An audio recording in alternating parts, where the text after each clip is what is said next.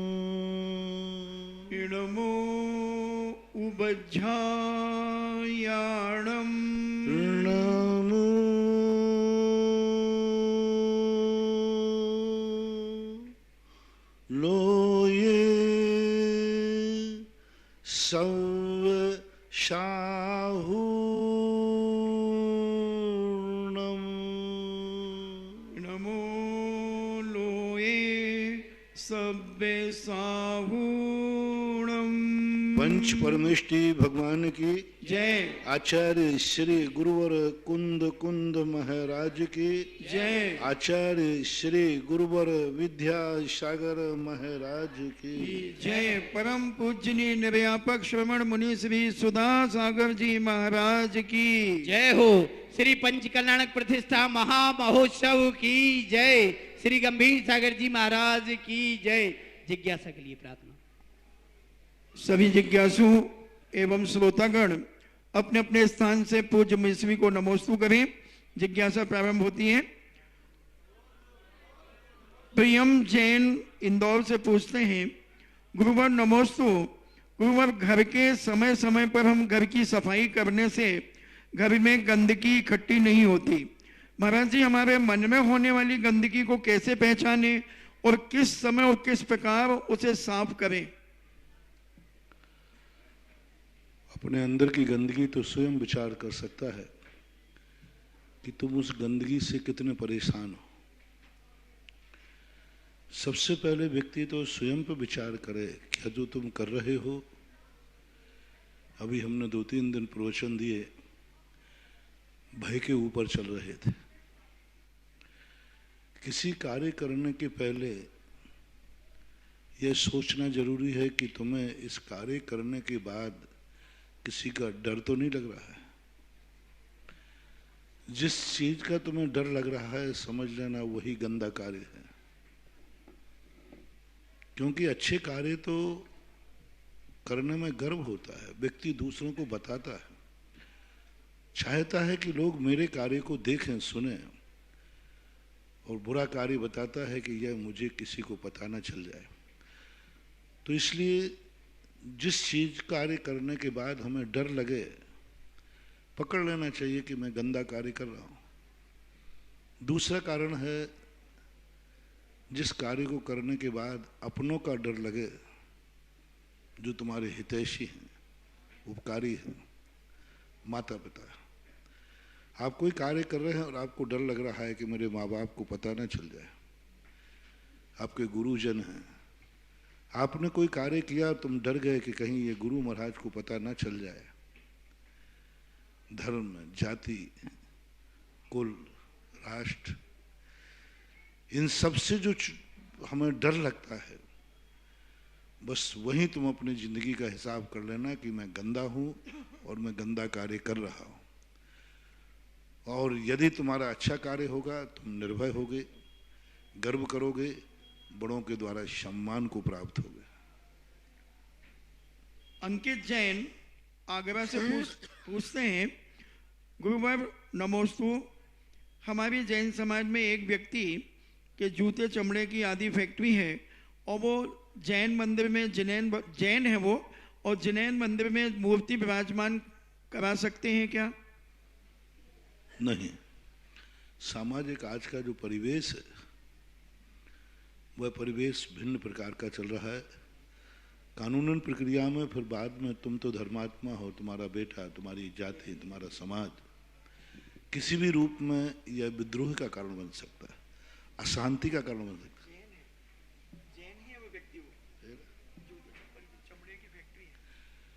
चमड़े की, अच्छा मैंने समझा कोई अजैन की बात नहीं बैठा सकता। चमड़े की फैक्ट्री है तो वह भगवान को नहीं बैठा सकता। जूते चप्पल का कोई भी व्यापार करता है वह मूर्ति बैठाने का अधिकारी नहीं, मुख्य पात्र बनने का अधिकारी नहीं। पूज्यवर जिनसेन स्वामी ने प्रतिष्ठा पाठ में स्पष्ट उल्लेख किया, मूर्ति बैठाने वाला और प्रतिष्ठा का मुख्य पात्र बनने वाले की आजीविका कैसी है, आजीविका पर उन्होंने दृष्टिपात किया, उसकी आजीविका कैसी है। यदि निम्न स्तर की आजीविका है, शूद्र कुलोचित आजीविका है तो वह मूर्ति नहीं बैठा सकता और पंचकल्याणक में इंद्र नहीं बन सकता। खास तौर से पंचकल्याणक का ठीक है, वो पूजा पाठ करता है तो बात अलग है, लेकिन पंचकल्याणक का जो इंद्र है यह कुल से शुद्ध होना चाहिए, जाति से शुद्ध होना चाहिए, आजीविका से शुद्ध होना चाहिए। कुल और जाति की शुद्धता तो बात ठीक लगती है, लेकिन जब पूज्यवर जयसेन स्वामी कहते हैं, जिनसेन स्वामी प्रतिष्ठा पाठ में कि आजीविका शुद्ध होना चाहिए, वही यजमान बनेगा, वही इंद्र बन सकता है। मूर्ति तो बहुत बड़ी नहीं बैठा लगता। और जूते चप्पल का जिनका व्यापार है वे आहार भी नहीं दे सकते, देना भी नहीं चाहिए, उनको उसके स्थान पर पुण्य नहीं पाप ही लगेगा। चाहे वो आजीविका प्लास्टिक, तुम कहो कि चमड़े के ना सही प्लास्टिक के सही। एक बार एक कॉमिक्स के ऊपर कपड़े के जूते का विज्ञापन छपा था, जैन कॉमिक्स था, जिन्होंने छापा उनको बुला के मैंने कहा, बोले भाई वे क्या कर रहे हैं आप, जैन कॉमिक्स है तो जिनवानी का रूप है। तो बोले राजा आप गौर से दीजिए वो कपड़े के जूते। अब मुझे ऐसा गुस्सा आया, मैंने कहा भाई साहब यदि आपको कोई जूते मारे हो, तुम कहा महाराज ये जूते मार रहा है, तो मैं कहा कोई बात नहीं वो कपड़े के जूते। अरे जूता चाहे सोने का हो चाहे चांदी का हो, जूता तो जूता ही कहलाएगा। आजकल ये लोग कहते नहीं वहां तो प्लास्टिक के जूते रसोई में ले जाने में क्या बाधा है, ये तो प्लास्टिक के है, ये तो ये सब कहना है तुम्हारा जायज नहीं है। सवाल वहाँ बहुत बड़े, क्योंकि उपानह कहलाते हैं, शरण चंचरी कहलाते हैं, दास्ता का प्रतीक होते हैं, तो इस प्रकार के लिए बिल्कुल वर्जित है, नहीं बैठाना चाहिए। कोई दादागिरी से, गुंडागिरी से जिसका प्रभाव हो मंत्र में बैठाल दे, मेरा बहुत अच्छी तरह से, बहुत करुणा भाव से कहना है, तुम्हारे यहाँ सा धंधा हो तो आप कृपया करके मूर्ति, इंद्र और आहार ना देवें, तुम्हें पुण्य नहीं लगेगा, बल्कि तुम्हारी ऐसी दशा हो जाएगी कि एक दिन तुम्हारी जिंदगी भी बहुत विद्रूप हो जाएगी। अशुद्ध हो जाओ तो कोई बात नहीं, लेकिन अशुद्ध होकर के शुद्ध क्रियाओं में शामिल होना ये अशुद्ध होने से भी ज्यादा पाप है। आदर्श कुमार जैन अमरपाटन से पूछते हैं, नमोस्तु महाराज जी, आपने प्रवचन में गाय पालने का आदेश दिया था। आपके आज्ञा अनुसार हमने एक गाय और 2 बच्चियों को अपने परिवार का सदस्य बना लिया है। मुनिश्री सब आपके आशीर्वाद से हुआ है और आगे भी होगा। हम कैसे गाय की सेवा करें और अपना मोक्ष मार्ग भी प्रशस्त करें, ऐसे हमें आशीर्वाद दीजिए। कैसे करें? गाय पालन कर रहे हैं, आपके आशीर्वाद से, प्रवचन से है। बहुत अच्छा है। सावधान, उनके बछड़ों के प्रति घृणा भाव नहीं करना। आज बड़ी विडंबना है, सभी लोग अपने घर में तो बेटा चाहते हैं, बेटी नहीं, और हर व्यक्ति गाय में बछिया चाहता है, बछड़ा नहीं। तो ये स्वार्थ की बात है। बछड़े का उपयोग अच्छी तरह हो, कसाई को नहीं बेचना, उसका पालन जरूर करना, गौशालाओं आदि में उनको भेज सकते हैं। राजीव जैन अमरपाटन से, गुरुवर त्रिवार नमोस्तु, क्या गणधर परमेष्टि को भगवान के मोक्ष जाने के बाद ही केवल ज्ञान प्राप्त होता है या पहले भी हो जाता है? पूज्यवर जिनसेन स्वामी ने श्री महापुराण के अंदर ऋषभदेव के 84 गणधर थे और 84 गणधरों में 71वें नाम के गणधर थे भरत चक्रवर्ती का सेनापति जय कुमार। उन्होंने ऋषभ देव से पहले ही मोक्ष प्राप्त कर लिया था। तो ऐसी स्थिति तो ये हो गई कि मोक्ष तो प्राप्त हो सकता है पहले, केवल ज्ञान, मोक्ष नहीं केवल ज्ञान, केवल ज्ञान, थोड़ा संशोधन करना इसमें, केवल ज्ञान, यानी जब भगवान गणधर परमेष्ठी वहां पद पे थे उसी समय उनको केवल ज्ञान प्राप्त हो गया था। मोक्ष के संबंध में कोई आगम में उल्लेख नहीं मिलता। केवल ज्ञान तो हो सकता है, जय कुमार को हुआ केवल, लेकिन मोक्ष के संबंध में कोई उल्लेख मिल नहीं रहा है कि कोई गणधर तीर्थंकर से पहले भी मोक्ष गए हैं। यह बात खोज का विषय है। जाने में तो बाधा नहीं होना चाहिए। जब केवल ज्ञान हो सकता है तो मोक्ष जाने में मेरी तरफ से तो बाधा नहीं होना चाहिए, क्योंकि केवल ज्ञान ही होना ही अपने आप में गणधर पर्स का खाली हो जाना है, तो मोक्ष जाने में तो कोई बाधा होना नहीं चाहिए। वैभव काला सूरज से पूछते हैं, नमोस्तु मेरे आराध्य गुरुदेव के चरणों में बार बार नमोस्तु मेरे परिवार का। महाराज जी, मेरी जिज्ञासा है, सिद्धालय में तीर्थंकर भगवान और सिद्ध भगवान यानी सामान्य केवली आदि जो सिद्ध बनते वो सब एक साथ रहते हैं या अलग अलग रहते हैं? तीर्थंकर जो भगवान सिद्ध बन जाते हैं वो और सामान्य केवली जो सिद्ध बन जाते हैं वो एक साथ रहते हैं या अलग अलग रहते हैं? एक साथ रहते हैं। शब्दों में कोई भेद नहीं होता। एक माही एक राजे, एक माही अनेक नो, एक अनेक की नहीं संख्या, नमो सिद्ध निरंजनो। वहाँ कोई भेद नहीं होता। तीर्थंकर ये यहाँ पर शरीरकृत पुद्गल कर्मकृत परिणति है। शब्दों में कोई भेद नहीं होता, सब एक साथ एक ही स्थान पर रह सकते। मनीष जैन मुंबई से पूछते हैं, नमोस्तु महाराज जी, एक चेतन द्रव्य जीव का किस तरह अचेतन द्रव्य पुद्गल कर्म परमाणुओं के साथ बंधन को प्राप्त होता है? प्रश्न ही कुछ विचित्र है आपका। चैतन्य कर्मों के साथ बंध प्राप्त हो रहा है, आप पुद्गल परमाणुओं के साथ तो बंध होता ही नहीं। पुद्गल परमाणु का कभी बंध चेतन से नहीं होता। पुद्गल परमाणु हमेशा पुद्गल परमाणु से स्कंद को प्राप्त हो जाता है। स्कंद में कुछ स्कंद ऐसे होते हैं जो चेतन आत्मा के साथ बंध को प्राप्त होते हैं। सभी पुद्गल बंध नहीं होते। अनंत अनंत पुद्गल स्कंद हैं, वो बंध को प्राप्त नहीं होते। जो कार्मन वर्णाएं होती हैं, जिनमें कर्म रूप परिणत होने की योग्यता है, वही कर्म स्कंद बंध होते हैं। कर्म परमाणुओं का बंध दूसरे द्रव्य के साथ नहीं होता, वो सजाती ही बंध होता है।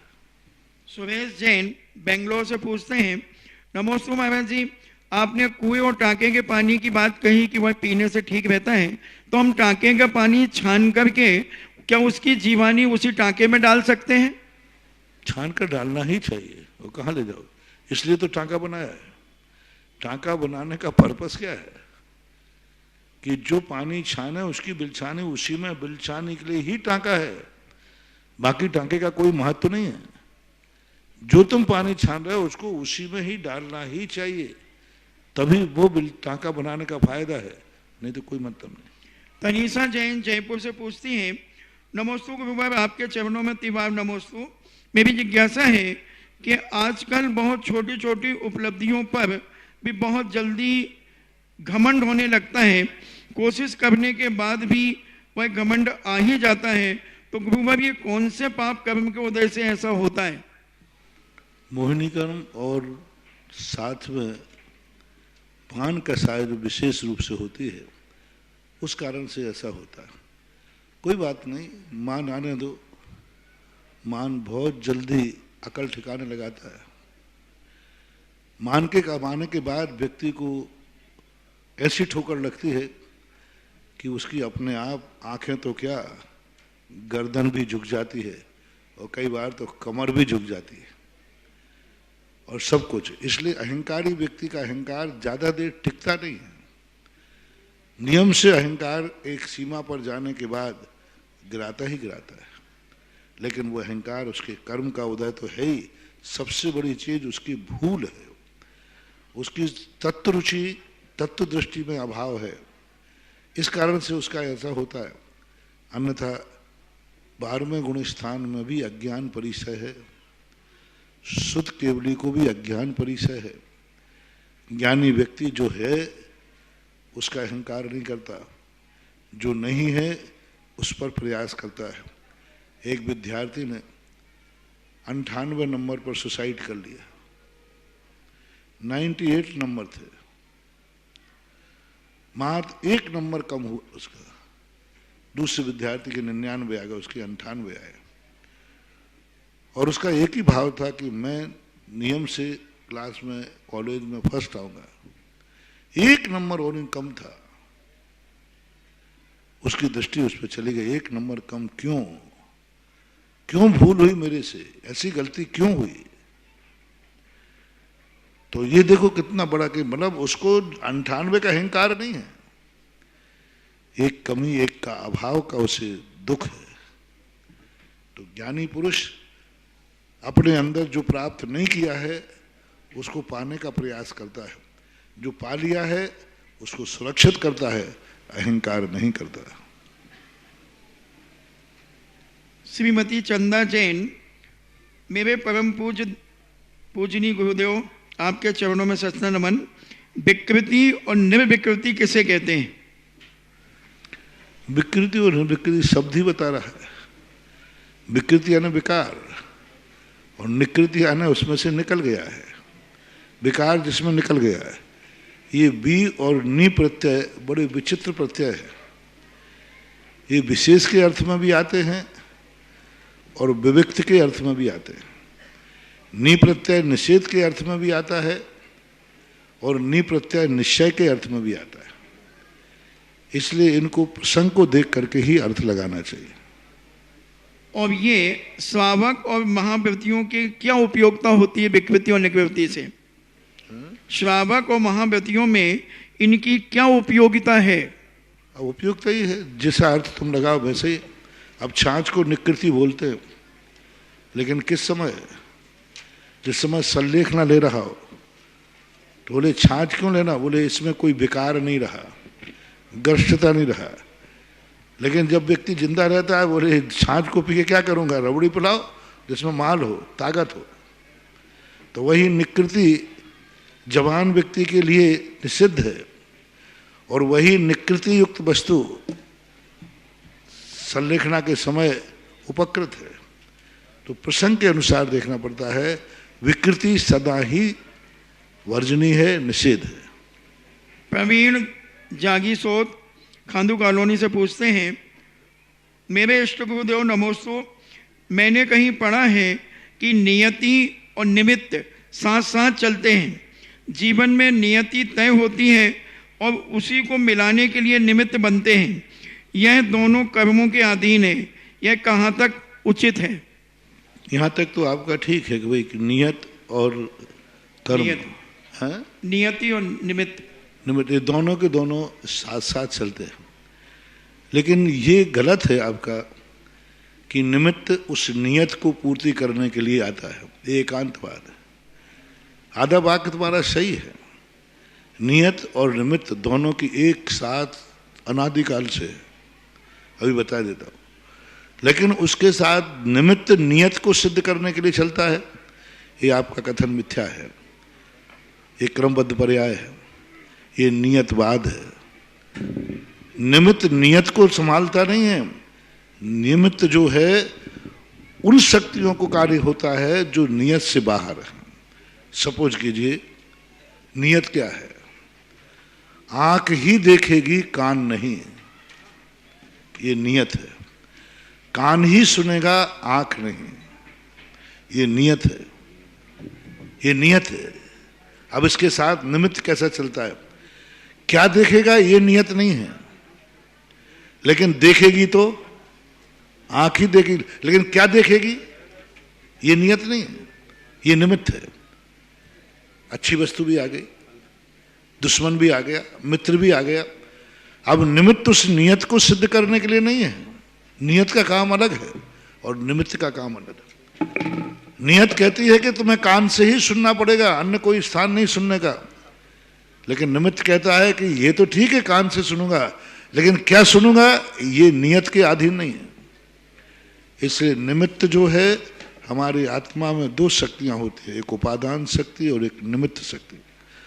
उपादान शक्ति सदा स्थिरकालिक नियत होती है, पूज्यवर ने कुंद कुंद भगवान नियम सार के अंदर स्पष्ट उल्लेख कहते हैं, आत्मा की जो उपादान शक्ति है त्रिकालिक है, नियत है, शाश्वत है, अविनाशी है, शुद्ध है। लेकिन जो पर्याय निकलती हैं ये पर्याय नियत नहीं है। द्रव्य क्रमबद्ध हो सकता है, पर्याय क्रमबद्ध नहीं हो सकती। जैनागम में कहीं भी क्रमबद्ध पर्याय शब्द का प्रयोग नहीं है, क्रमबद्ध पर्याय का प्रयोग नहीं है। क्रमवर्ती, क्रमशः, क्रमभुवा, एक के बाद क्रमबद्ध पर्याय तो मिथ्या शब्द आगम में है ही नहीं, कहीं शब्द ही नहीं है, वाक्य ही पता नहीं कहां से आ गया। ये नियतवादियों का वाक्य है। इसलिए नियत के साथ जो एक निमित्त शक्ति होती है, जो शक्तियां निमित्त पाकर के ही प्रकट होंगी। जैसे प्रातःकाल या कल हमने कहा था, ये घी का दीपक है, कल कहा होगा शायद, एक घी का दीपक है, उसमें उपादान शक्ति है, घी है, वो घी है। घी अपने आप स्वाभाविक रूप से उसकी परिणति में आ गया, दूध में घी अपने आप आया है। वो गाय को प्रसंग अपन छोड़ दे, अपन समझने के लिए कह रहे हैं। लेकिन घी के द्वारा जो ज्योति जलेगी वो कभी अपने आप नहीं आएगी। घी पना उसकी उपादान शक्ति है, लेकिन ज्योति निमित्त शक्ति है। अब वो नियत से उत्पन्न नहीं होगी। दूध जब भी निकलेगा उसमें से घी निकलेगा, ठीक है, नियत मान लिया जाए, उसको भी पुरुषार्थ है। लेकिन आज तक उसको भी मान लो, लेकिन निकलेगा दूध में से, लेकिन आज तक घी में से ज्योति कभी नहीं निकली। जब भी ज्योति निकलेगी निमित्त से निकलेगी। तो हर वस्तु में एक निमित्त शक्ति होती है जो निमित्त से ही प्रकट होती है, और हर वस्तु में एक नियत शक्ति होती है जो शाश्वत और अविनाशी होती है। माधवी जैन विद्यमान बीज तीर्थंकर की पूजा में आता है मिथ्यावादी, इसका दोहे का महाराज जी आपसे समझा दीजिए। मिथ्यावादी दुष्ट लोभ अहंकार भरे हैं, सबको छिन में जीत जैन मेरू से खड़े हैं। मिथ्यावादी यानी मिथ्या का कथन करने वालों को दुष्ट हैं, लोभ अहंकार भरे हैं, क्योंकि वे मिथ्यावादी लोभ और अहंकार से भरे हैं। सबको छिन में जीत जैन मेरू से खड़े हैं। उन सबको जीत करके जैन, जो वास्तविक जैन हैं, जो जिनेंद्र को मानने वाले हैं, उनके लिए ये दुष्ट कुछ भी नहीं बिगाड़ पाते। ये मेरू के समान खड़े हैं। जैसे मेरू जो है किसी भी दुष्ट भाव, कल्पांत काल मरुता चलिता चले न किम मंद राधि शिखरम चलितम कदाचित। कल्पांत काल जो सारे ब्रह्मांड को हिलाने वाली है, क्या वह मेरू को भी हिला सकती है? यही बात यहाँ कही कि वे मिथ्याहंकारी दुष्ट हैं, लेकिन सम्यक दृष्टि जैन मेरू के समान है। वे दुष्ट उसका कुछ भी बिगाड़ नहीं पाते, ऐसा लेना चाहिए। फल अति उत्तम सो जनो वांछित फल दातार, हे सामान्य। अक्षांश जैन शिवनगर जबलपुर से पूछते हैं, मुनिश्री के चरणों में तिवार नमोस्तु। मुनिश्री जी, हम मंदिरों में जो हमारे धोती दुपट्टे आदि फट जाते हैं, उनके बाद हम उनका क्या उपयोग करें? कोई भी उपयोग कर सकते हैं जो तुम्हारे उपयोग में आता हो। क्या घर में उपयोग कर सकते हैं? ना कर, घर में मतलब मंदिर के दुपट्टे आप अपने घरों में उपयोग ना करें तो अच्छा है। बाकी और पोछा लगाने में और भी कार्यों में प्रयोग कर सकते हैं। मंजू छावड़ा बालोनी जयपुर, मेरे आराध्य गुरु के चरणों में सत नमन। मेरी जिज्ञासा है कि विधान आदि जो होते हैं उनके मंडल के ऊपर हम माताएं बहनें अर्घ और नारियल चढ़ा सकते हैं क्या? ये सामाजिक व्यवस्था है, दूर से चढ़ाते हैं तो ठीक बात है, क्योंकि कभी कभी मारने पे भगवान भी बैठे रहते हैं, यंत्र आदि रखे रहते हैं, और आप लोगों की शुद्धि के अभाव में वहाँ तक उचित नहीं है, तो ऐसा हम एकदम निषेध भी नहीं कर सकते। अब कभी कभी मारने पे चढ़ना पड़े, कुछ करना पड़े, तो एक मर्यादा को देख कर करना। दूर से चढ़ाने में यदि कोई चढ़ा देते हैं तो कोई महान दोष भी नहीं है। और मारने के बाहर कायदा से द्रव्य को मारने के बाहर चढ़ाना चाहिए। एकदम मारने पे चढ़ा देते हो, वो 8 दिन तक उस मारने पे चढ़ी हुई द्रव्य में कितने जीव पड़ जाते हैं। क्योंकि नारियल चढ़ाया, उसमें आपने गीली द्रव्य चढ़ाई। मान लो आप सिद्ध चक्र महामंडल विधान कर रहे हैं, 8 दिन आपका मारना मना है, मारने में आपकी गीली द्रव्य भी थी अष्टद्रव्य में, और वो आपने उसी मारने पर चढ़ाते गए। 8 दिन तक, जब आप 8वें दिन जब द्रव्य उठाएंगे तो नीचे चींटे, बहुत सारे कीड़े निकलते हैं, क्योंकि वो चावल खाने के लिए उत्पन्न हो जाते हैं। इसलिए मारने को सुरक्षित रखें और मारने के बाजू में कोई स्थान, ऐसी टेबल आदि बना लें कि उसको लक्ष्य में जिस मारने पर, जिस खाने पर आप चढ़ाना चाहते हैं उसको दृष्टि दो। एक दृष्टि वंदना होती है, एक दृष्टि नमस्कार होता है। एक नमस्कार शरीर से होता है, एक दृष्टि नमस्कार, कोई वस्तु को देखकर अपने आंख झुका ली, ये दृष्टि नमस्कार कहलाता है। तो जिस मारने पर, जिस नंबर पे आपको चढ़ाना है उस नंबर को आप दृष्टि से देखिए और श्रीफल को आप कहीं भी चढ़ा दीजिए, कोई दोष नहीं।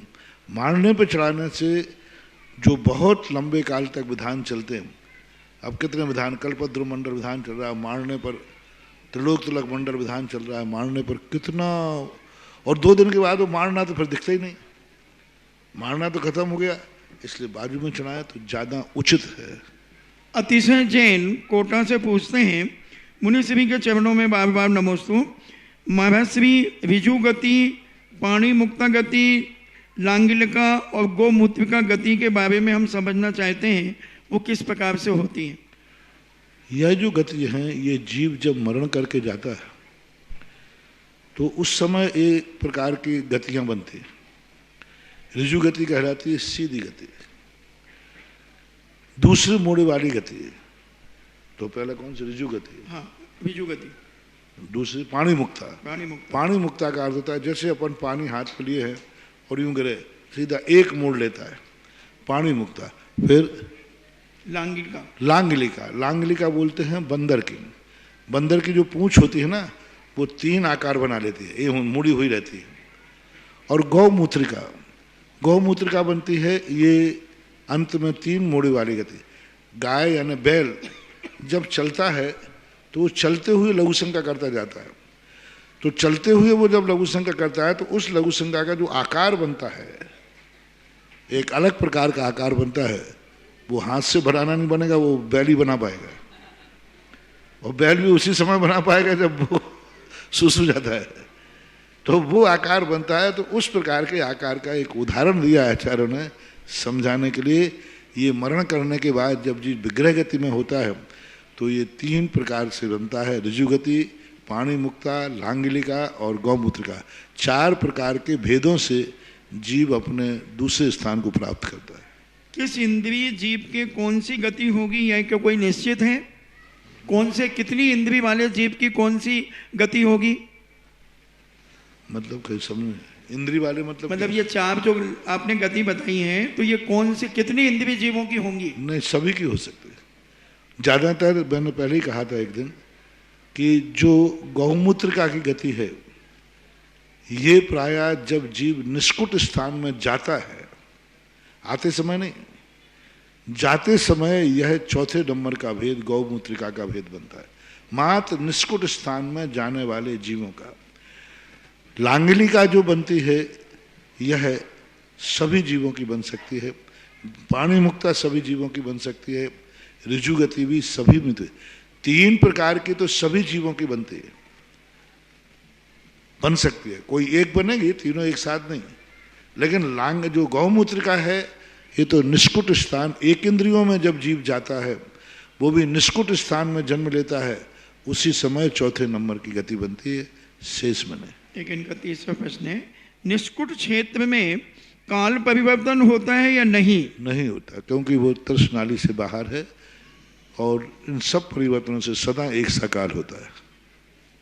परम पूज्य गुरुदेव मुनि पुंगव सुधा सागर जी महाराज के श्रीमुख से होने वाले जिज्ञासा समाधान में देश दुनिया के तमाम भक्त जो अपने अपने टीवी के आगे बैठे हैं और उपस्थित जन समूह की ओर से परम पूज्य गुरुदेव के चरणों में बारंबार नमोस्तु निवेदित करता हूँ। नमोस्तु नमोस्तु नमोस्तु।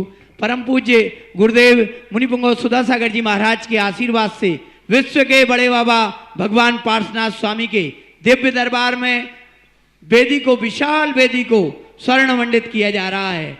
इस विशाल वेदी पर सोने का काम चल रहा है और इसमें स्वर्ण दान का भी अवसर आप सबको मिल रहा है।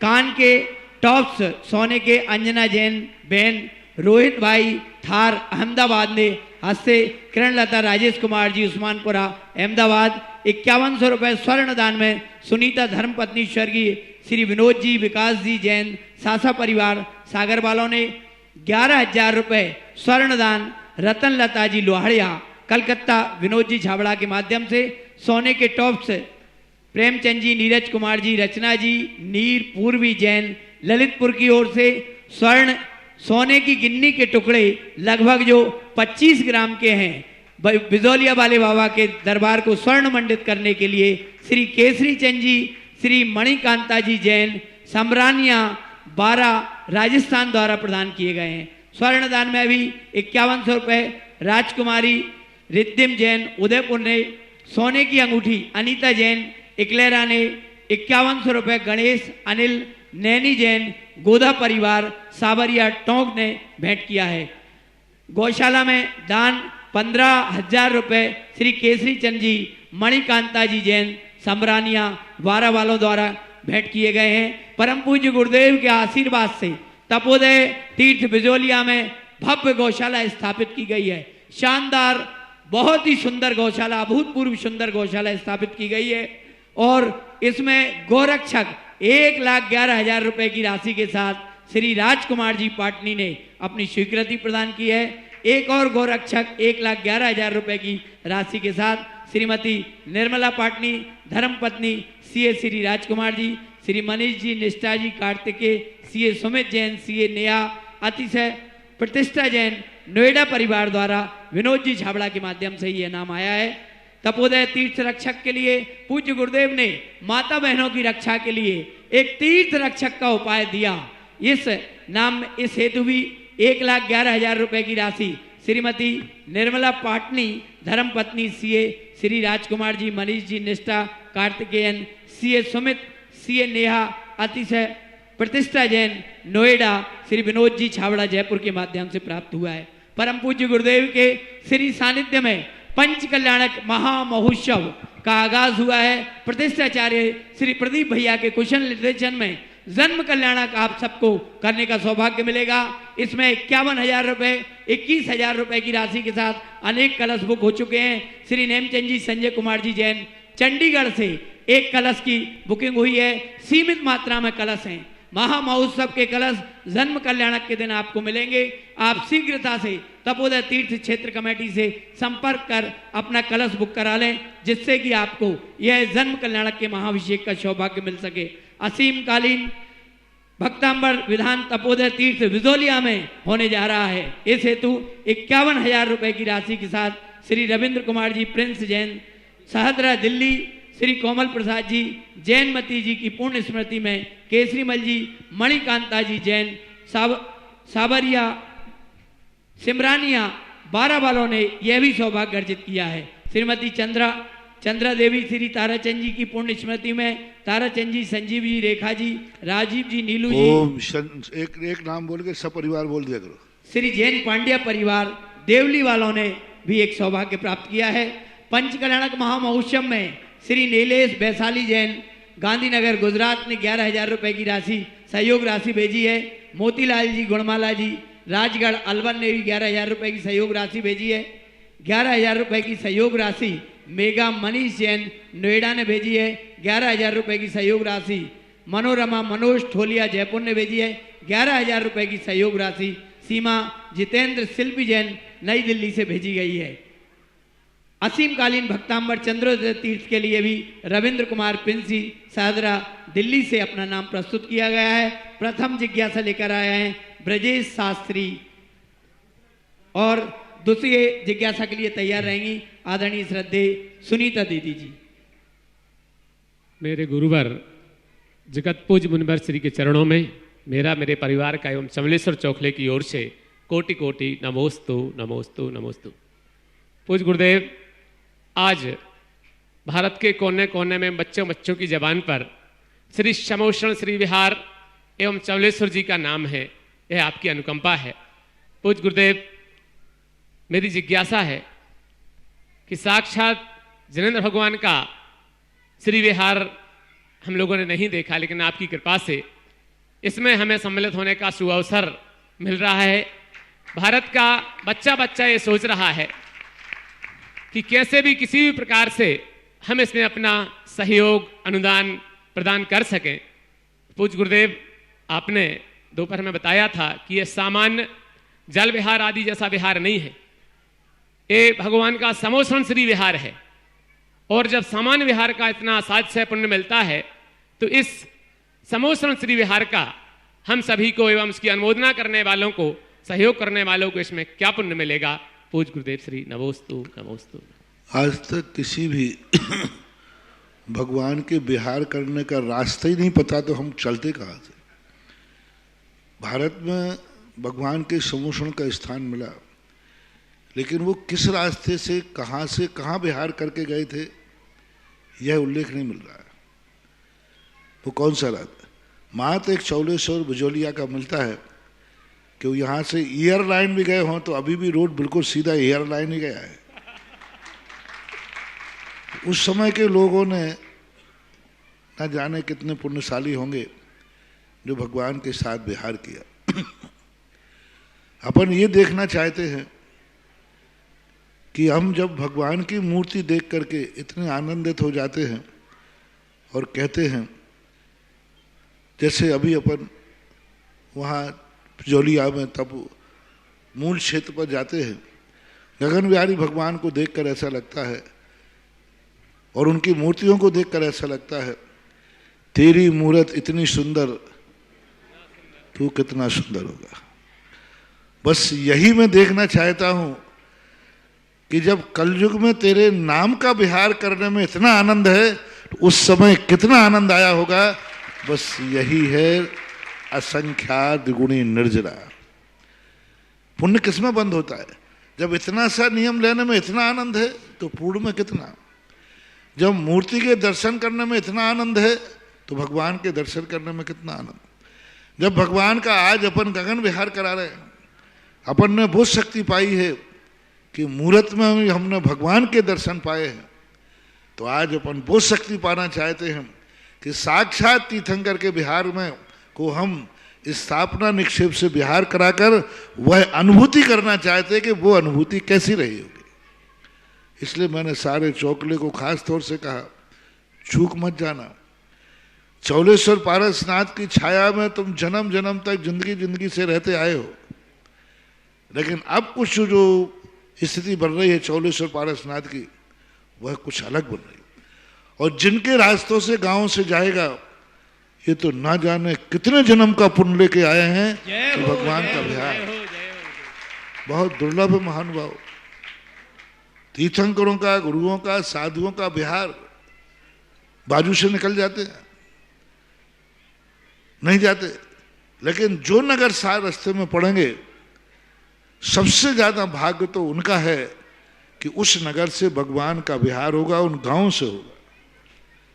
जब कोटा का विहार हुआ था चांदखेड़ी का, क्या जैन अजैनों का जो शगुन मानते थे वो लोग, सारा का सारा गांव मरता था उस शगुन को देख देख। तो सबसे ज्यादा तो विकल्प उनको आना चाहिए, अवभाग्य उनको होना चाहिए जिनके गांव में से ये जलूस, जिनकी सीमा में से ये जलूस गुजरेगा। और उसके बाद आगे जाकर 44 तो पहुंचना ही है। मैं इतना ही कहूँगा कि अपने आप को ये मान लें कि चतुर्थ काल में तो मेरा जन्म नहीं हुआ, लेकिन चतुर्थ काल जैसा दृश्य देखने का सौभाग्य हमें मिला। चतुर्थ काल में तो अपन उस समय नहीं रह पाए हो, रहे भी होंगे तो याद नहीं है। कम से कम इस समय तो अपन उसको दृश्य बनाए, साक्षात रूप बनाए। तो वो तो अब रूट भी तय होने वाला है। अभी रूट तय हुआ नहीं, ध्यान रखना। महुआ वाले सहंकार में ना रहे कि महुआ जरूर जाएगा। जस्सू का है, जस्सू जी का खेड़ा, ये भी ना रहे कि जस्सू का खेड़ा जाएगा। ध्यान रखना, ये जलूस वहीं जाएगा। भगी भागन बस जोगे बसाए, पुण्य होगा, उत्साह होगा। जिनमें अवभाग्य होगा कि ओहो मेरे नगर की तरफ जलूस आ रहा है, उमड़ेगा। और जो मन मेला करेंगे, जो अपने आप में मैंने इसलिए कह दिया कोई भी कटला का 4 दिन तक अपने प्रतिष्ठान न खोले। हाँ, 4 दिन नहीं कमाओगे तो कमी नहीं आएगी, लेकिन 4 दिन तुमने कमाया तो कहां से जाएगी ये मैं नहीं कह सकता। और आनंद के साथ, उत्साह के साथ जिन नगरों में निकले उनको ऐसा स्वागत करना चाहिए जैसे साक्षात तीर्थंकर हमारे नगर में है। अपन भगवान की मूर्ति को साक्षात तीर्थंकर मान के पूछते हैं, ऐसा होना चाहिए, ऐसा उत्साह होना चाहिए। अभी थोड़ा बहुत कर रहे थे, पर आज हमारे नगर से निकले तो कितने टाइम की रोटियां खिलाना पड़ेगा, हमने एक भिखमंगा कहेंगे। जो इस पर मन मनोरा ध्यान रखना वो भिखमंगा ही बनेगा। अरे ये कहो कि सारे भारत के क्या, सारे विश्व के 7 अरब की जनता भी मेरे भगवान के साथ चलेगी तो हम संभालने को तैयार है। हमारा गांव छोटा नहीं, 7 अरब की जनता भी आ जाए तो भी हम तैयार हैं। हाँ, कुछ लोगों की रोने की आदत बनी ही रहती है, ध्यान रखना। फिर कल के दिन जब रोने आएगा तो फिर पारसनाथ के साथ मत दौड़ना, 44 प्यारा लागे। हाँ, ये परीक्षा की घड़ी है, रो मत, ऐसा आनंद बनाओ। ये कहो कि 7 अरब की जनता भी यदि भगवान के बिहार के साथ चलेगी तो हम सब बड़े उत्साह के साथ उनका स्वागत करेंगे। हमारे गांव से वो बिना हमारा पानी पिए नहीं निकलने देंगे।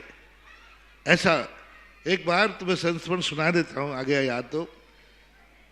गुजरात के अंदर एक पद यात्रा हुई थी, एक सेठ ने निकाली थी शत्रुंजय के लिए। उसने क्या नियम लिया, पद यात्रा जिस गांव से जाएगी उस गांव के पहले पूरे गांव का सबका निमंत्रण होगा और कोई भी व्यक्ति उस गांव में कर्जदार नहीं होगा। जिसका कर्जा होगा उसके कर्जे को वो चुकाएगा। धंधे पानी का कर्जा नहीं, हाँ, नहीं तो तुम लोन के कर्जा उठा लो, बीमारी का, बेटी के बुहाई का, कोई ऐसे गरीब लोगों का। रथ आगे जब बढ़ेगा, जब गांव में कोई भी कर्जदार नहीं होता, गांव के बाहर रथ रुकता था, सारे गांव का सर्वे हुआ, वहां के पंच वगैरह सब गांव के, नहीं तो कोई बेईमानी से ले ले तो पूरी कमेटी बनी और गांव में जाके सर्वे किया किस घर में कर्जा है, किस घर में कोई ऋण लिया है, कोई ब्याज पे कुछ है, वो सब लिस्ट बनी। नगर के बाहर रथ रुकता था, सबका कर्जा सेठ चुकाता था और सबको उसके बाद फिर रथ आगे बढ़ता था। जय हो, जय हो, जय हो। ये पंचम काल की, चौथे काल की बात नहीं बता रहा, अभी की 20 साल पुरानी घटना है। पूरे गांव का, और पूरे गांव का एक एक घर में सेठ खुद निमंत्रण देने जाता था कि मेरे प्रभु का रथ आ रहा है, आप सब लोग हमारे यहाँ भोजन करेंगे। पूरे गांव का, तब रथ आगे बढ़ता था। उस रथ की प्रभावना जब मैं वहां से बिहार किया, एक एक अजैन लोग सुनाते थे, कहते थे महाराज एक बार आपके जैनियों का ऐसा महोत्सव देखा था और ऐसा उत्साह होता था गांव का, चाहे वो बड़ी कितनी बड़ा शहर पड़ जाए, शहर भी पड़े, लाखों लाखों की जनता भी पड़ी, तो भी श्रेष्ठ ने कहा नहीं, पूरे शहर का सारे लोग यहां जिमेंगे तब हम रथ आगे बढ़ाएंगे। उस समय के सुने कम से कम उनका 15 से 20 करोड़ रुपया खर्च, 65 करोड़ रुपया, पूरा ध्यान है मुझे, इतना करोड़ रुपया सबका ऋण चुकाते हुए किया था। वो प्रभावना आज ऐसी दुआओं के साथ आज शत्रुंजय क्षेत्र देखो क्या बन रहा है। ऐसे ही मैं चौगले वालों से कहना चाहता हूं, ये पद यात्रा बिहार ऐसी हो कि हर गांव वाला याद रखे कि चौलेश्वर बाबा की कोई यात्रा निकली। जय हो, जय हो, जय हो गुरुदेव। तुम तो अकेले पैदल चलने वालों में रो रहे हो, मैं तो कहता हूं जिस गांव से निकले उस गांव के बच्चे बच्चे को भोजन कराओ और वो प्रसाद लेकर के ही रथ को आगे बढ़ावे। जिस गांव से निकले उस गांव वालों के लिए, सबके लिए बुलाओ, एक एक घर को बुलाओ और सब घर से कहें आओ मेरे प्रभु का पद यात्रा बिहार हो रहा है। ऐसा जोश, ऐसा उत्साह आना चाहिए। अब बनियों को जितना बोल सकता होते तो बोलूंगा। कोई गांव में जैनी रहते होंगे तो ऐसा हो जाएगा और बनिया रहते होंगे तो वही कहेंगे 2 टाइम में से 1 टाइम हो जाए, 2 दिन में से 1 दिन हो जाए, यही वो गिनते रहेंगे। अब बनियों का देश है, ये चौगला है, जैनियों का है, हम भी देखेंगे, तुम भी देखोगे। नमोस्तु गुरुदेव। जिज्ञासा आदरणीय श्रद्धे दीदी। परम पूज्य गुरुदेव को सत बार नमन। महाराज जी, ध्वजा का क्या महत्व है? हम श्रावकों को क्या अपने घर में ध्वजा लगाना चाहिए तो किस अनुपात से, किस रंग की लगाना चाहिए, उससे क्या लाभ है? ध्वजाओं के संबंध में शास्त्रों में देवों के विमानों का उल्लेख मिलता है, चक्रवर्ती के यहाँ ध्वजाओं का उल्लेख मिलता है। इससे ध्वज लगाने में कोई बाधा नहीं है। स्वस्तिक आदि बना करके लगाना, स्वस्तिक एक सामान मांगलिक है, बना के ध्वज लगाई जा सकती है, कोई बाधा नहीं। समोसरण श्री विहार भव्य शोभा यात्रा परम पूज्य गुरुदेव मुनि पुंगव सुधा सागर जी महाराज के श्री सानिध्य में 25 फरवरी से 1 मार्च तक चलने वाली है। तपोदय तीर्थ बिजोलिया से जहां प्रभु को केवल ज्ञान हुआ, इस स्थली से चमलेश्वर तीर्थ के लिए महायात्रा जा रही है और इस महायात्रा में चक्रवर्ती बनने का सौभाग्य आज प्राप्त किया है पूज्य गुरुदेव की छत्र छाया में। श्री कैलाश चंद जी, नवीन कुमार जी, मनीष कुमार जी, गोधा बागुदार चमलेश्वर ने जोरदार तालियों के साथ मैं उन्हें आमंत्रित करूंगा परम पूज्य गुरुदेव का आशीर्वाद प्राप्त करें। इस संपूर्ण यात्रा के चक्रवर्ती बनने का इन्हें सौभाग्य प्राप्त हुआ है। आदरणीय दादा कैलाश चंद जी आए। पुनरावृत्ति नहीं, एक बार बोलो। श्री कुबेर के रूप में श्री भागचंद जी, प्रमोद कुमार जी बंसल रोपा आपने सौभाग्य प्राप्त किया है, जो कोषाध्यक्ष हैं चमलेश्वर के, आए आशीष प्राप्त करें। इंद्र के रूप में चेतन कुमार जी, मनोज कुमार जी, महेंद्र कुमार जी, तुषार जी पापड़ीवाल खजूरी वाले कोटा, श्री गुलाब चंद जी राजकुमार जी, विजय जी, मुकेश जी बड़जात्या देवालपुरा वाले इंदौर, श्री मुकेश जी, दिनेश जी जैन चीची वाले, आपने भी इंद्र बनने का सौभाग्य प्राप्त किया है। आते जाएं और पूज्य गुरुदेव से आशीष प्राप्त करें। श्री नाथूलाल जी, संतोष जी सेठी पारोला, आपने भी सौभाग्य प्राप्त किया है। सोहन लाल जी, राजेंद्र कुमार जी, महेंद्र कुमार जी, नेमी चंद जी, अमित जी, वैभव जी, सुमित जी, गोधा खजूरी वाले, आपने भी विशेष इंद्र बनने का सौभाग्य प्राप्त किया है। पूज्य गुरुदेव का आशीष प्राप्त करें। सुने, कुछ लोग क्या करते हैं, कुछ लोग चौगले से बाहर निकल गए, तो वे जब चुनाव होते तो कहते हम तो चौगले के हैं। कोई भीलवाड़ा गया, कोई कोटा गया, कोई कहेंगे चुनाव के समय सब आ जाते पूरे टोटल, हम तो चौगले के। अब देखता हूं कितने चौगले के हैं जो इस पद यात्रा में अपना पार्टी सपेट कहते और कहते हम तो चौगले के हैं। अब तो कहेंगे साहब हम तो चौगला छोड़ के चले गए, और चुनाव जब होता है तब सब आ जाते हैं। इसलिए ऐसे समय पर जाना है कि नहीं हम कहीं भी बाहर चले गए, लेकिन हे पार्श्वनाथ प्रभु हैं तो आपके धूल ही, आपकी छत्र छाया में आपकी स्थिति बढ़ रही, और आपकी प्रभावना जहाँ हो रही है, जो बाहर निकल रहे हैं उनको भी सोचना है, ध्यान रखना। इनके सम्मान के लिए मैं तपोदय तीर्थ कमेटी के श्री सूर्य जी को। अच्छा, अगले नाम श्री चेतन कुमार जी, तुषार जी, सौरभ जी, गदिया नसीराबाद वाले ने उपेंद्र के रूप में श्री महावीर कुमार जी, सुशील कुमार जी, शांतिलाल जी, मनोज जी, डबरा वाले देवली ने श्री पंडित ब्रजेश कुमार जी, अरहन जैन, महुआ वालों ने श्री देवीलाल जी, प्रकाश चंद जी अजमेरा, बाकर वालों ने लाभचंद जी, देवेंद्र कुमार जी, महुआ ने उपेंद्र बनने का सौभाग्य प्राप्त किया है। पूज्य गुरुदेव का आशीष प्राप्त करें। आज परम पूज्य गुरुदेव के सामने सानिध्य में पंचकर्णक महामहोत्सव का ऐतिहासिक ध्वजारोहण हुआ, और इस ध्वजारोहण का करने का सौभाग्य सम्मानित श्री आभा विनय जी अहमदाबाद, जो परम गुरु भक्त हैं, उनने प्राप्त किया। हाँ, आज वह ध्वजा उत्तर की ओर गई, गुरुदेव तो उत्तर की ओर दिशा ध्वजा जाने का क्या मतलब? अगली जिज्ञासा बीना जैन गया, और तैयार रहे प्रभा जैन सायपुर जिज्ञासा के लिए।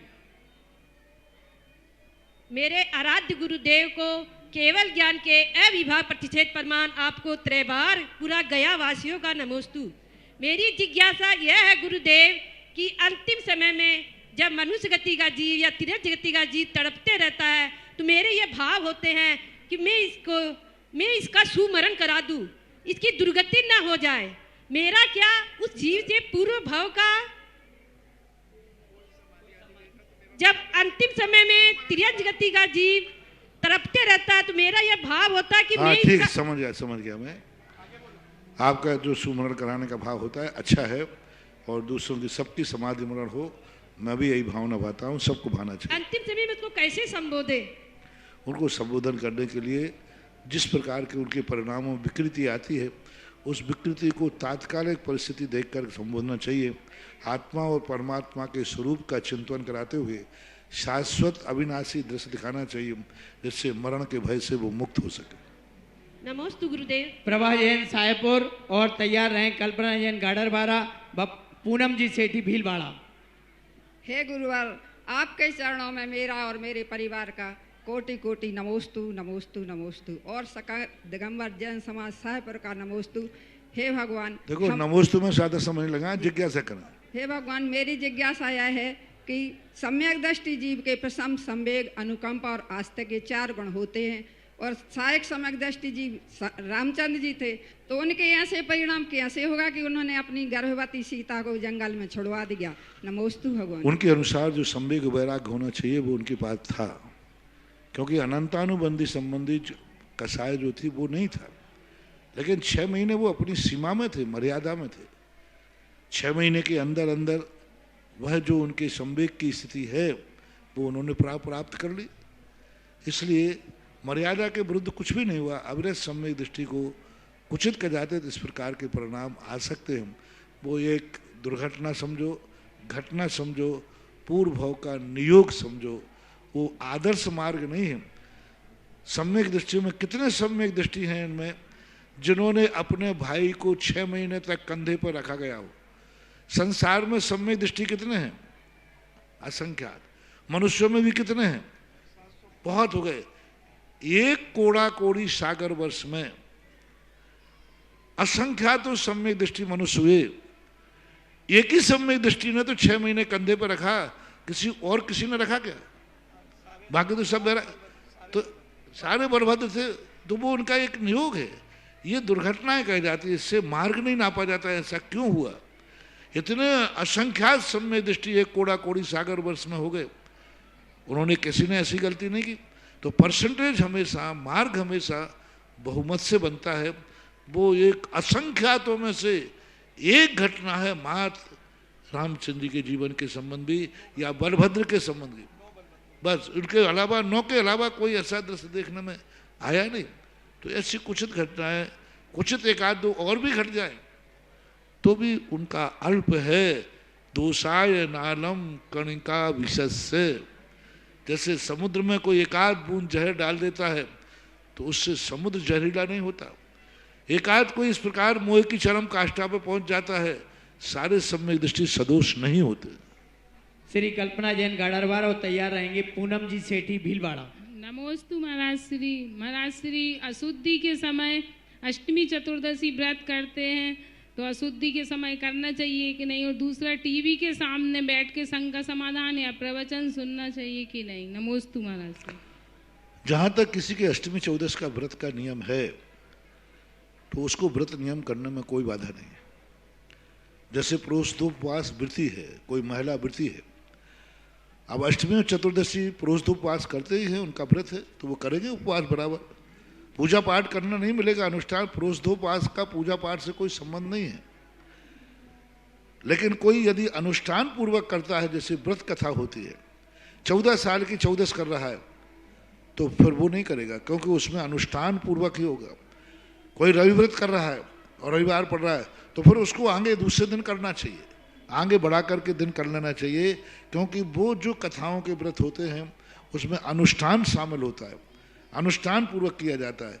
इसलिए रही बात टीवी की, तो टीवी का मामला तो अब टीवी का जानो, चल रहा है तो कोई बाधा नहीं है, चला कर चलाओ मत, और चल रहा है तो अब क्या करें। टीवी में तो सब कुछ भरा पड़ा है, कोई बात नहीं, उसके संबंध में जैसी स्थिति बने वैसा कर लेना चाहिए। पूनम जी सेठी और तैयार रहेंगी रंजिता जैन 12।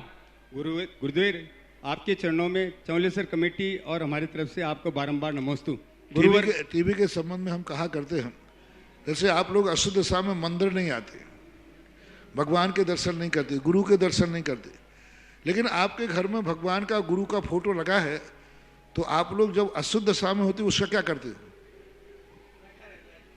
टका रहता है कि ढांक देते हो? देखने में आता कि नहीं? पर जो व्यवहार आप घर में भगवान के फोटो के साथ करते हो, बस आलसो फोटो टीवी में, दोनों में कोई अंतर नहीं है। गुरुदेव नमोस्तु। गुरुदेव मैं भीलवाड़ा से हूँ और भीलवाड़ा में आपने 8-8 मंदिर के निवासियों का कल्याण किया है। गुरुदेव ये जो भगवान के विहार की यात्रा भीलवाड़ा की है, तो भीलवाड़ा वासियों का इसमें क्या कर्तव्य बनता है गुरुदेव, कृपया। भीलवाड़ा वालों का तो, भीलवाड़ा तो चौलेश्वर की राजधानी है, जिला डिस्ट्रिक्ट हेडक्वार्टर है, उसको तो पूछना ही नहीं चाहिए, अपने आप शर्म से आगे आ जाना चाहिए। यानी पूरा चौगला एक तरफ और भीलवाड़ा एक तरफ। सबसे ज्यादा भीलवाड़ा को पार्टिसिपेट करना चाहिए कि हमारे डिस्ट्रिक्ट क्वार्टर भीलवाड़ा के अंदर में चौलेश्वर आता है, और चौलेश्वर की पदयात्रा भिजौलिया भी उसी में आता है, उसी में दोनों क्षेत्र हैं। तो भीलवाड़ा की समाज को तो अपने आप नैतिकता के नाते उनको अपना सब कुछ विचार करके उत्साह, यानी भीलवाड़ा समाज की हर मंदिर में मीटिंग होना चाहिए कि हमारे जिले के चौलेश्वर 2 तीर्थ क्षेत्र जहाँ भगवान का विहार हुआ वहाँ ये दशा बनने वाली है, और तुम जिले में, या फिर जिला शब्द भीलवाड़ा से हटा देना चाहिए। 2 में से एक करिए, या तो फिर अपने आप नैतिकता के नाते इसमें उत्साह, पूरा चौगला एक तरफ और भीलवाड़ा एक तरफ, चौगले की जनता एक तरफ, भीलवाड़ा की जनता एक तरफ, चौगले के इंद्र एक तरफ, भीलवाड़ा के इंद्र एक तरफ, सब में आगे आना चाहिए, तभी तो गरिमा मानी जाएगी भैया जिला है, डिस्ट्रिक्ट हेडक्वार्टर ऐसा। नमोस्तु गुरु, नमोस्तु। रंजिता जैन 12 और तैयार रहेंगे श्री अमूलक चंद जी जैन आगर मालवा। नमोस्तु गुरुवर, नमोस्तु गुरुवर, नमोस्तु। गुरुवर, आजकल अपने जैन समाज में एक विकृति आ गई है, जो कोई जैन समाज का बच्चा अगर अपने दम पर आगे बढ़ता है तो कुछ समाज के ही या कोई भी व्यक्ति उन्हें पीछे खींचने का प्रयास करता है, जबकि अगर अपना जैन समाज का बच्चा आगे बढ़ रहा है तो समाज आगे बढ़ रहा है। तो गुरुदेव, हम चाहते हैं कि इससे कैसे बचें और कैसे लोगों को इसका मार्गदर्शन या उनको कैसे। विकृति कहलाती है। आज विकृति को तो यह व्यक्ति को हर समय ये सोचना पड़ेगा। हमारे यहाँ तो गुणसुख प्रमोदम कहा है। अब ऐसा विकृति करने वाला ये नहीं सोचता है हम जिसकी टांग खींच रहे हैं पीछे हमारी भी कोई खींचने वाला है, हम दूसरे को बढ़ते हुए देखकर ईर्ष्या कर रहे हैं, उससे उसकी ही घाटा होता है, नुकसान होता है। लेकिन समझ में आए तो ठीक है, समय समय पर मैं कई बार इस संबंध में उपदेश भी देता हूँ। नमोस्तु गुरु। श्री अमूलक चंद जी और तैयार रहेंगे ब्रह्मचारी योगेश भैया, योगेंद्र जी भैया बिजौलिया। 108 श्री सुधा सागर जी महाराज के चरणों में मेरा परिवार का बारंबार नमस्तु नमस्तु। महाराज शीतलाचार्य मुनि महाराज को हम श्रावकों को वंदन करना चाहिए नहीं करना चाहिए?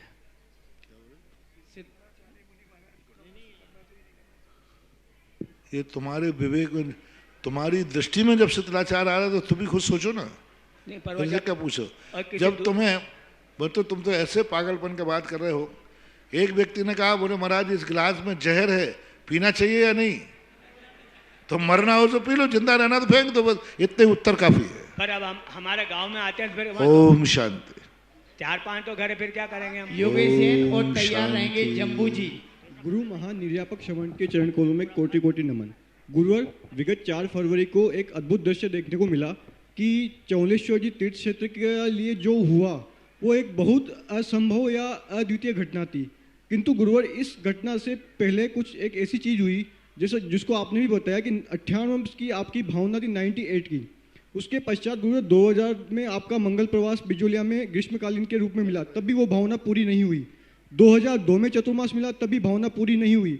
2015 में मिला और 2019 में मिला। 2019 में गगन विहारी का विराजमान हुए, लेकिन फिर भी वो भावना अधूरी रही। किंतु गुरुवर 2020 में जब पहाड़ी मंदिर और समोशरण मंदिर जब यहाँ पे विराजमान हुआ, तब जाकर के वो अद्भुत भावना पूर्ण हुई। और वो भावना 22 सालों से मतलब बाकी चल रही थी। तो गुरुवर, ऐसा क्या रहस्य था कि इस बिजोलिया में जब तक वो समोशरण जो यथार्थ रूप जिस जगह पर लगा हुआ था वहां पर विराजमान नहीं हुआ, तब तक वो भावना अधूरी मूल रही। कारण उसका ये है कि लोगों को यहाँ इतना पुण्य है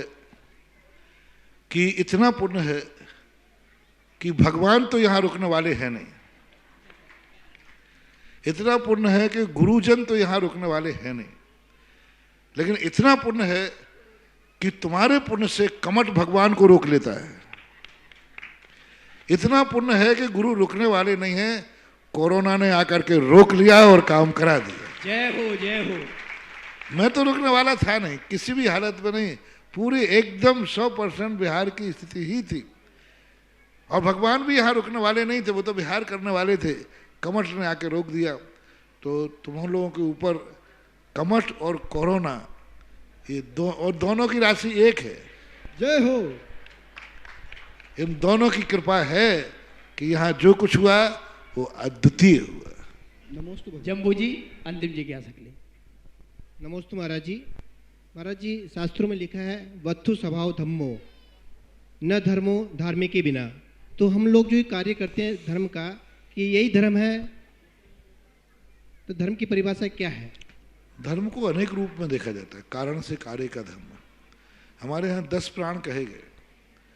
पूजवर पूजपाद स्वामी कहते हैं कि 11वां प्राण और है अन्न, फिर वहीं पर कहते 12वां प्राण और है धन।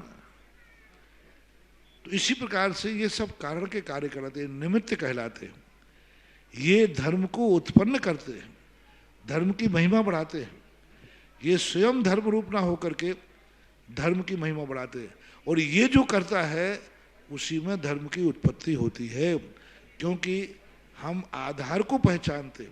धर्म हमारे ज्ञान में नहीं आता, धर्मात्मा ज्ञान में आता है। यूं मान के चलिए, एक घड़े में घी रखा है, यदि कोई व्यक्ति स्लिप होने लग जाए तो वो घी को पकड़ेगा कि घड़े को? घड़े को। तो घड़ा खाओगे क्या? खाना घी है, संभालना घड़ा है। ये सारी क्रियाएं घड़े के समान है, घड़े के समान। इन सब क्रियाओं को हम संभालेंगे तो घी सुरक्षित रह सकता है, ऐसा मानना है। जिज्ञासा रखें। किरण जी जैन, अंगूरी जैन और किरण जैन ठकुराई तैयार रहें। गुरुदेव नमोस्तु नमोस्तु। गुरुदेव हमने 7 प्रतिमा ले ली, उस अब सल्लेख ना करना, उसका कैसे साधना करें? 7 प्रतिमा ले ली है, सल्लेखना की भावना है, तो कैसे साधना करें? आशीर्वाद है। सल्लेखना की तैयारी अपनी करते रहना चाहिए निरंतर। मोह से, परिणाम से, संसार शरीर भोग निर्वन्ना जगत काय स्वभाव हुआ। अपने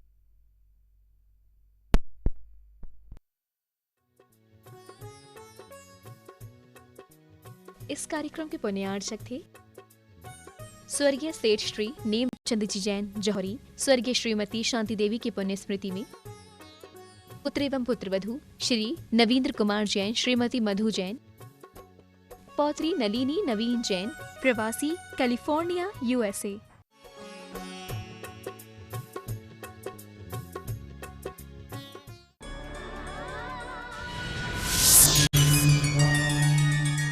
श्री 1008 संभवनाथ भगवान 4 कल्याण भूमि एवं मुनिद्वय की मोक्ष स्थली श्रावस्ती उत्तर प्रदेश में परम